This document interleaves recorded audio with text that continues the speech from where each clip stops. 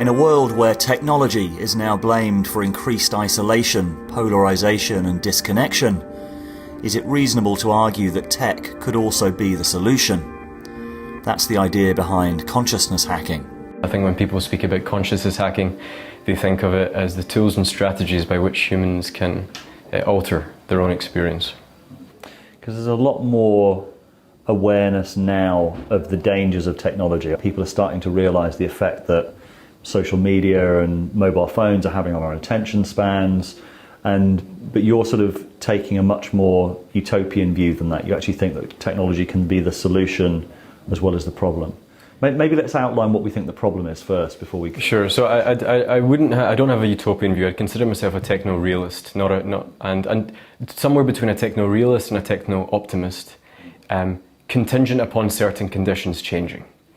Our current predicament is nothing less than disastrous in terms of how we're interacting with our technologies. Like I was even in the train, the tube over here today, and I looked around me and it was this dystopian, this dystopian sense, because I was on my left was Candy Crush, in front of me was someone else playing Candy Crush, and my right was Candy Crush. And what we have to understand is that technology has been designed to hack our dopamine feedback loop response. And as Tristan Harris says, it's a kind of a race to the bottom of the brainstem. And people are engaging in these swipes in order to elicit some sort of neurological response without really knowing why they're doing what they're doing. And this is not the way technology has to go. I think, if anything, this is antithetical to the deeper human experience, that we're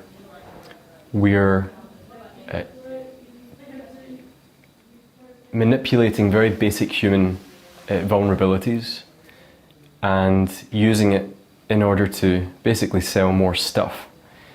But the other thing is, if you look at on a train, for example, I think what a lot of people are using technology for is essentially to move out from their present experience. That an uncomfortable sensation may arise in the body, and now we no longer have to sit with it. Instead, we can distract and get that dopamine hit.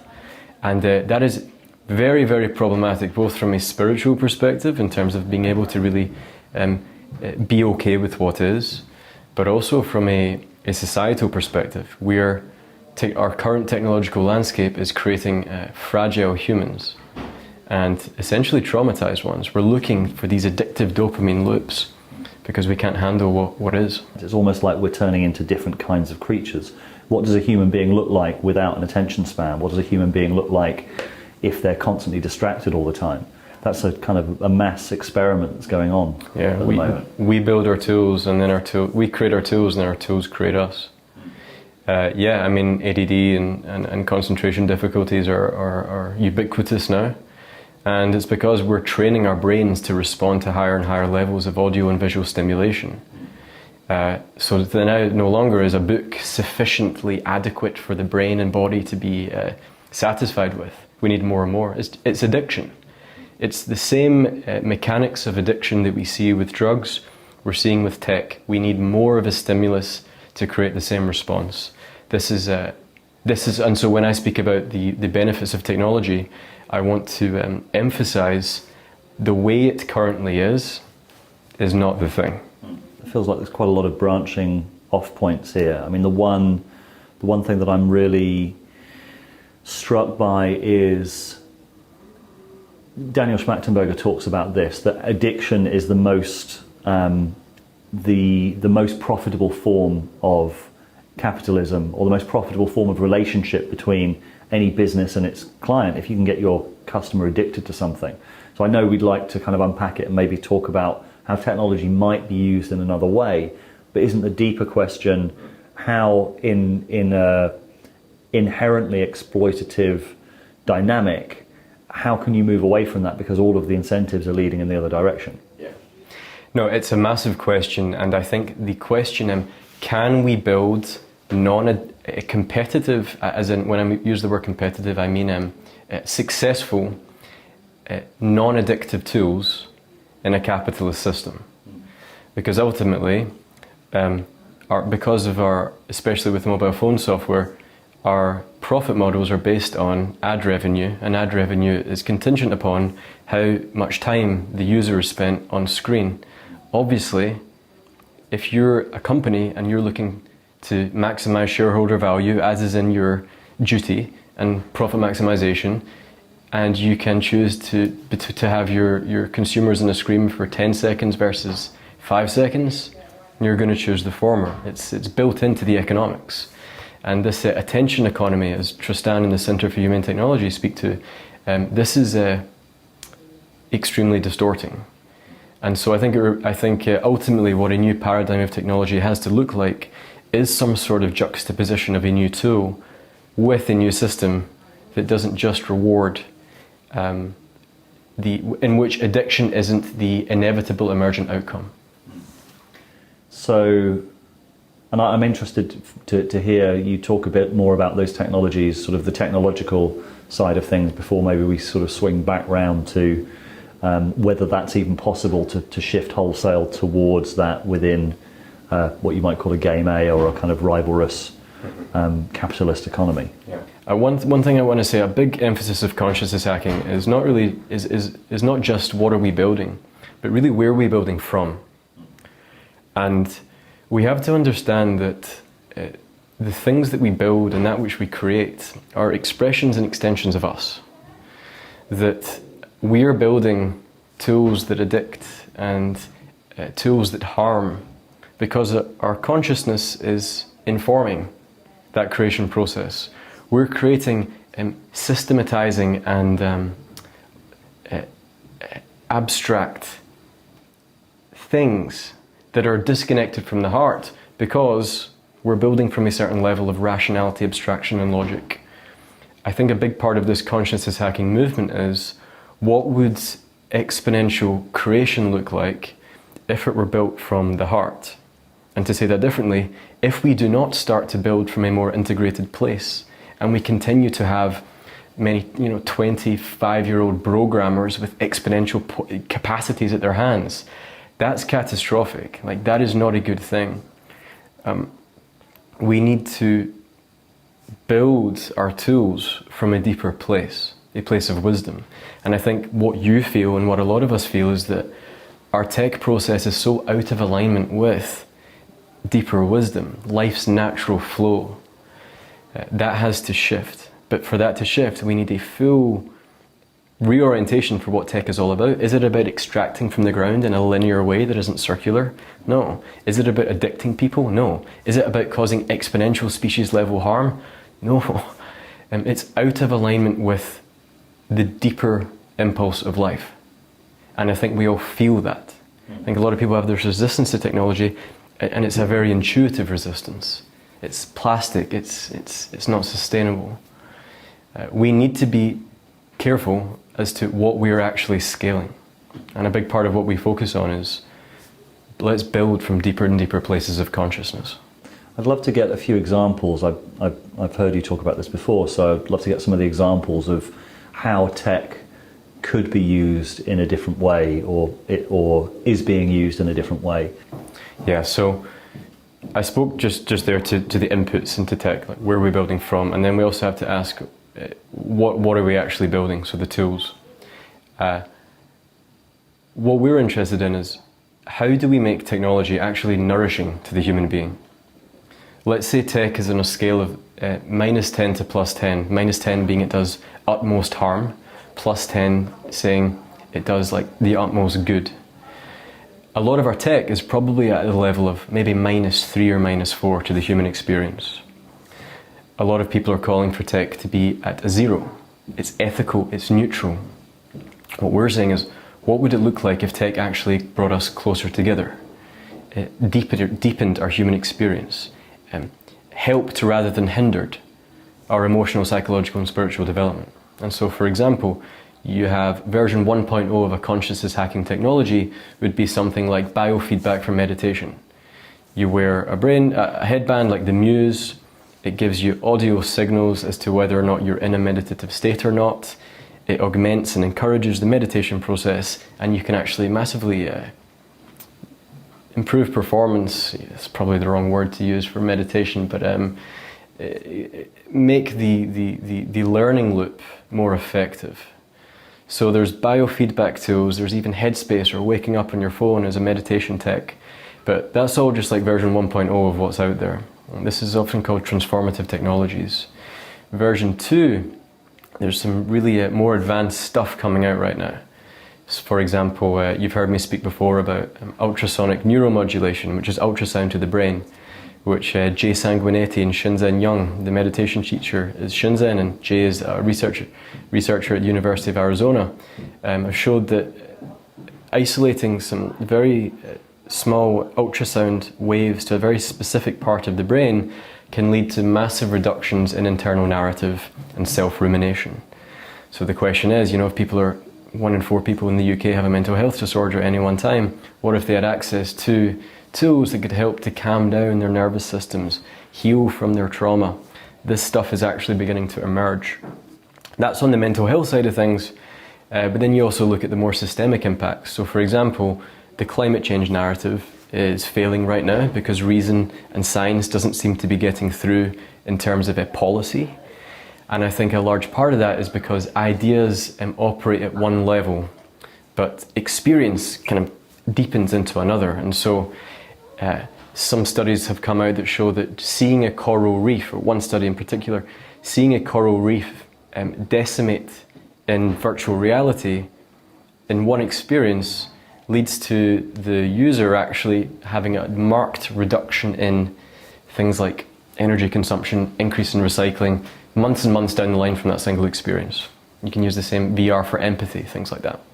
So there are tools out there that we can say, okay, what if we actually harness this power for deeper and deeper levels, higher states and higher stages of consciousness? It's possible, and it's happening. And the different framing of that would be, well, what if we don't do that? We're just building tools that are amplifying some of the most basic human tendencies and pathologies. Yeah, I mean, in my more positive moments, I can kind of think, okay, we had the first wave of tech, and Facebook, Twitter, they're reinforcing all of our sort of worst aspects, our narcissistic biases, our desire to be seen, our desire to be validated, and also optimizing for outrage and for limbic hijack to keep us on site. I mean, all of these things sort of, and in my more optimistic moments, I can say, well, that's not built into the tech. It could be possible, for example, to have a social media site based around what we know about people's growth patterns. Like, how do you become more open-minded? How do you see more people's perspectives? How do you encounter views that challenge what you think and lead you to a more developed perspective on, etc., etc.? All of these things could be possible. Or designing it around, a trajectory of growth individualized for an individual person. That, for example, could be possible.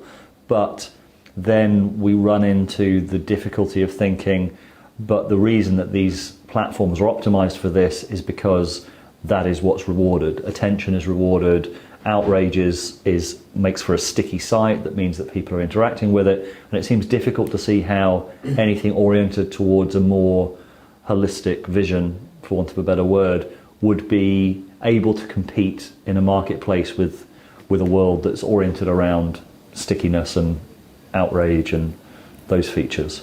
No, I agree. It's very, very tough to imagine this, given the economic incentives that would suggest we are inevitably going somewhere else. But tech is an amplifier. It amplifies scale and amplifies its potency. And where I've come to with this argument is really my big interest is in consciousness. My interest is more in the consciousness piece, I think, than the actual tech piece. But I came to the conclusion that the problems of the world are essentially problems of human consciousness, a certain level of development and a certain state of mind. And things like psychedelics, meditation retreats, lucid dreaming, a lot of these interventions cannot scale very effectively for legal, social, religious, time limitation reasons. Tech has this exponential capacity to scale. It's also abundant as 3D printing comes more and more into fashion.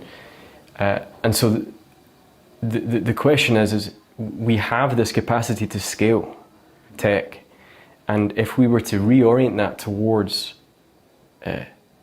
human flourishing, then what kind of world would we create? And really, it's not going to be easy. And yet at the same time, tech companies work in hierarchies, and me living out in San Francisco in the Bay Area, I really see hope in that a lot of the people with their fingers on power at these companies are, to some degree, waking up to a deepening of the importance of a holistic approach. So I think if there is sufficient momentum and drive from these leaders, I think we can start to create a change.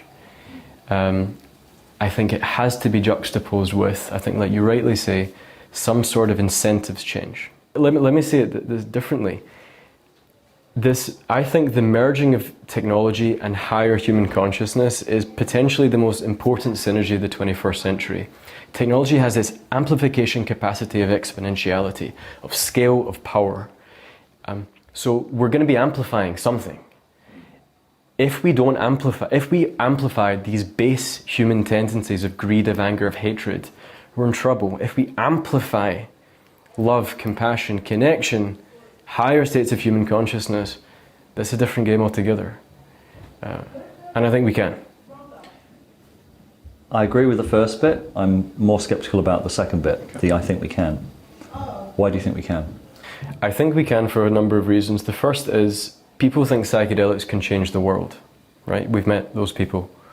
And meditation, people think, can really change some deep substructures of the world. I think when we start to understand more about nanotechnology and hardware and software, we're going to view psychedelics and meditation as pretty blunt instruments vis-a-vis what technology might have the capacity to do. Stuff is happening in that trajectory. AI, people are creating, Dr. Julian Ostrich from Northeastern University is creating, injecting, or at least attempting to inject, unconditional love into artificial intelligence. It's a project that's taking, this really interesting project. And that's not to say the AI will necessarily feel love, but can it actually be a mirror for humans by which the human feels completely accepted in all that they are? The things that are coming out, ultrasonic neuromodulation, loving AI, there is a host of tools that people are getting wind of and emerging. Jamie Whale, Stealing Fire went viral in large part because of this idea of enlightenment engineering. It's not a perfect solution. So, for example, as these tools come out in which we draw humans to higher levels of consciousness, someone might create a bliss button, an enlightenment button, state change on demand. That causes all sorts of ethical issues. The flip side of that, what if we created tools that actually showed us our shadow? That actually were able to encourage us into more and more discomfort. It's not all asymmetric. And these are deep, deep discussions that are being had right in the heart of Silicon Valley as we speak. So, part of my pushback against Silicon Valley is the techno-utopian piece, that we can just innovate our way out of anything and everything. I think that itself is pathological. At the same time, I don't think we've fully understood the real potential that tech can be in service to. There was a line I did an interview with Douglas Rushkoff recently, and there was a line, he was talking about the psychedelic history of Silicon Valley and how deeply entwined it was with tech. He said something like Silicon Valley dropped acid and now everyone's having a bad trip. Yeah, there's definitely some psychedelic residue in the way that Silicon Valley operates. And that's not necessarily a bad thing. I'm really fascinated by the dynamics of Silicon Valley and also this sort of weightlessness. It's almost like the operating system that we had before became weightless with the digital world and kind of exponential tech. That suddenly you just had And that sort of feels very like the psychedelic experience as well. There's almost like grandiosity of it and the kind of potentiality of it. It's like, we can take over the world. And it's like, well, suddenly we've created these tools where we can take over the world. To use Jamie Wheel's expression, a lot of the world of tech is ecstasis and insufficient catharsis. It's the transcendent over the immanent. It's this almost a bypassing the human condition rather than a deep embodiment of it. Tech is an amplifier of what we are. In the same way that psychedelics are a non-specific amplifier. Precisely. The old thing with tech is, my argument is they could be probably more specific amplifiers. The question here is, man, how do we get healing, awakening, developing? If you use Ken Wilber's model, wake up, clean up, grow up, show up, how can tech be in service of waking up to subtler levels of reality? How can tech be in service of growing up from ego and ethnocentric stages of development to world-centric stages of development? How can tech be in service of healing? And how can tech be in service of deeper levels of interconnection? And when I say how can it be in service, the flip side again is, what if it's not? What if exponential potencies are not in service of those things? Well, you saw the Saudi Arabia and Iran drone strikes. Did you see that? The Saudi oil facilities, 50% of Saudi Arabia oil facilities wiped out in a single day from a dozen drones. We have exponential capacities that are being disseminated and decentralized. All it takes, as Daniel Schwarzenberger speaks of this, is one or two non-state actors to use that capacity of robotics like drones, synthetic biology, cyber terrorism malevolently, and then you have global catastrophic risk potentialities. These things are all being built, and as of course, to go back to duality, as a balancing act, I think, as we increase our capacity to do harm through tech, we also increase our capacity to do good. And consciousness hacking speaks on this side of the movement that says, hey, this way. Yeah. What gives you confidence that it's possible for us to choose the positive path rather than the negative path that we seem to be on at the moment? Or is it more of a hope? Both. A couple of things.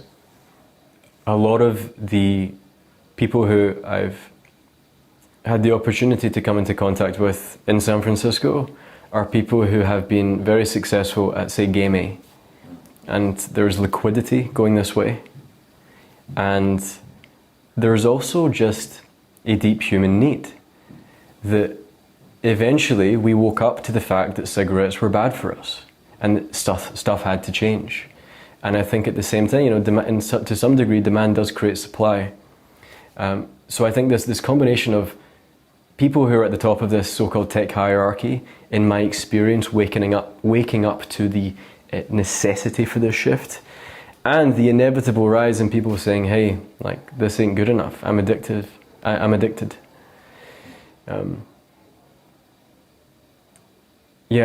emphasize this point, this merging of the techno-mystic, I think, is going to be a very key part of this transition to Game B, but we need a holistic reframing of every single part, from the design process to the output process. Yeah. I mean, you talked before about kind of the idea of maybe a button that gave you a kind of peak state and the dangers of that. So, and a lot of traditional spirituality or traditional meditation practice has all been about kind of the hard work of getting there and sustaining. And is there a danger that all of these sort of technological solutions are just shortcuts? Yeah, and some people say they're crutches that we'll become reliant upon. So I think if we imagine technology to be something akin to a tool that is currently used in meditation, for example, focusing on the breath, it's a tool that we're using as an object, which is eventually meant to be let go of. I think the same with technology is, can we use technology as a tool that serves a certain purpose along one's own developmental path, and then when you're ready, you can let go. So I think that's what it's really like, the skillful means. We did this conference, Awakened Futures, and Mikey Siegel, who founded consciousness hacking, really was asking, what are the skillful means of the future? Or to say it a different way, like, how good can we get at really shifting human consciousness at a personalized level?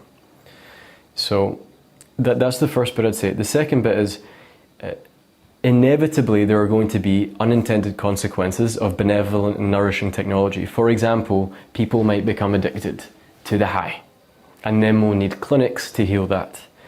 That doesn't mean we shouldn't go forward. We have to do a very serious cost-benefit analysis and say, hey, there are a lot of potentialities and a lot of potential pitfalls. And the other thing, and I spoke to this slightly earlier,